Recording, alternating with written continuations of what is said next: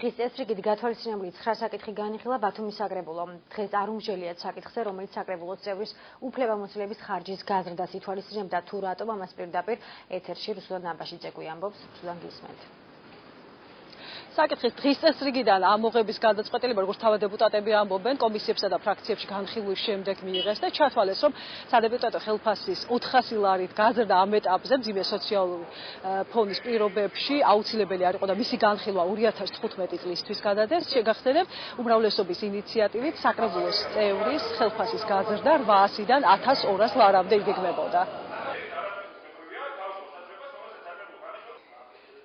არ ვარ მზად, რომ ჩვენ ხელფასებზე ვიფიქროთ, მეტი სხვა პრობლემები არის უფრო მომდგარი, ელემენტარული სოციალური და ასე შემდეგ და მე მგონი ჯობია 150.000 ლარის წელიწადში ჩვენთვის გადახდას გავეხმაროთ იმ ადამიანებს, ვინც უფრო ჭირდება ამის დახმარება. კომისიის ხომაზე უცებ განვიხილეთ, ეს საკითხი დაისვა საკითხის ამოღების წინადადება იყო და საკითხი კომისია მაშინვე გადადო და გადასცა უფლებამოსილება ბიუროს, რომ მიიღო გადაწყვეტილება. ამის შემდეგ ჩვენ ფრაქციაში ჰქონდა ამ თემაზე საუბარი და ფრაქციამ ერთხმა დაუჭირა მხარი ამ საკითხის ამოღებს. საკითხი რაღაცნაირად ისე მოხდა, რომ უმრავლესობამ გადაუწყვეტეთ, რომ ეს საკითხი ამოღებულიყო ამ ეტაპისათვის, იმიტომ რომ მოგეხსენებათ, რიგი პრობლემები არის, ტკივით დაზარალებული ადამიანები არის და ჩვენ ვფიქრობთ, რომ უფრო 2015-ისთვის გადავიდანოთ ეს საკითხი. ის რომ როგორც საკრებულოს ისე მერიის თანამშრომლები უნდა კონდეთ ნორმალური და ღირსეული ანაზღაურება იმისთვის, რომ საქმე აკეთონ ნორმალურად და კარგად. არ უნდა იყოს ცდუნება კორუფციისაკენ, ესე ვთქვათ, ბიძგებისა, თუმცა ამასთან ერთად ყველაფერი უნდა იყოს გონივრულ ჩარჩოებში ბუნებრივია მოქცეული. გიორგი კირთაძე დღევანდელ სხდომაზე კაფე პიერ ბათუმის პირსის საკითხით წამოჭრა, უბრალოდ ის ბათუმის მერის გიორგი ერმაკოვის განცხადებას პირსის დააგრევის შესახებ გამოეხმაურა და შეაფასა როგორც ინვესტორებისთვის ხელი შეშლის ადეკვატური გადაწყვეტილება და შესაბამის უწყებებს საკითხის საფუძვლიანი შესწავლისკენ მოუწოდა.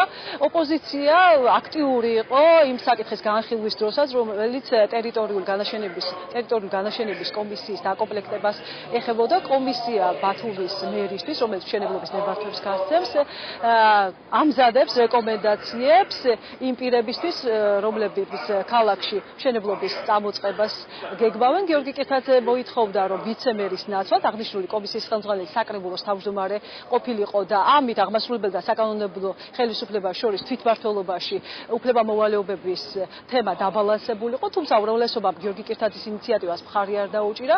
დღესვე ფუნქცია დაუბრუნდა კიდევ ერთ კომისიას, უფრო სწორად მიწის აღიარების კომისია, რომელსაც უფლებამოსილება წინამოწმეების საკრებულოს სხდომის შემდეგ შეუწყდა, ისევ დაუბრუნდა და აღნიშნული კომისიის ხელმძღვანელად უმრავლესობის წევრებმა იურიდიული კომისიის თავმჯდომარე ლევან კინწურაშვილი აირჩიეს. კომისია შეიქმნა, ეს იმას ნიშნავს, რომ მაქსიმალურად დაჩქარებულა და უახლოეს მომავალში დაიწყებს ფუნქციონირებას და ინდივიდუალურ განხილვას ამ საკითხთან დაკავშირებით. ჩვენი საზოგადოება დიდი ხანია უკვე ელოდება ამ კომისიის შექმნას, შესაბამისად დაახლოებით 800-მდე განაცხადია უკვე შემოსული და დაახლოებით 300-400 დამატებით კიდევ ველოდებით, რაც იმას ნიშნავს, რომ ძალიან შრომატევადი იქნება. არის შემთხვევები, როდესაც ნებართვის მაძიებელი ფიზიკური ან იურიდიული პირი ითხოვს მაგალითად პირობითად 5 სართულის ნაცვლად 7 სართულის აშენებას. აქედან გამომდინარე, ეს კომისია ემშელებს ამ საკითხთან დაკავშირებით, ამდენად სწორი იქნება ქალაქის სწორი განვითარებისთვის ეს გადაწყვეტილება და შესაძლებელი იქნება და წარუდგენს რეკომენდაციას მერს და საბოლოო გადაწყვეტილებას მიიღებს ნებართვის გამცემი, ანუ ქალაქ ბათუმის მერი. ცვლილებებია ჯანდაცვის პროგრამებში, კერძოდ დამატებით 10 ბავშვი, უდედმამო ბავშვი, ამ კატეგორიის ბავშვი მერის ბიუჯეტიდან წელიწადში 1000 ლარს მიიღებს მატერიალური დახმარების სახით, ასევე გაიზარდა 70-დან 200.000 ქულამდე ბენეფიციალთა რაოდენობა და რაც მთავარია გამარტივდა ამ კატეგორიის მიღების პროცედურა იმისათვის, რომ ადამიანებმა და მატერიალური დახმარების სურვილმა ადამიანებმა ჯანდაცვის პროგრამით გათვალისწინებული შემწეობები მიიღონ, მათ ადმინისტრაციები და შესაბამისი რეკომენდაციები უნდა წარადგინონ.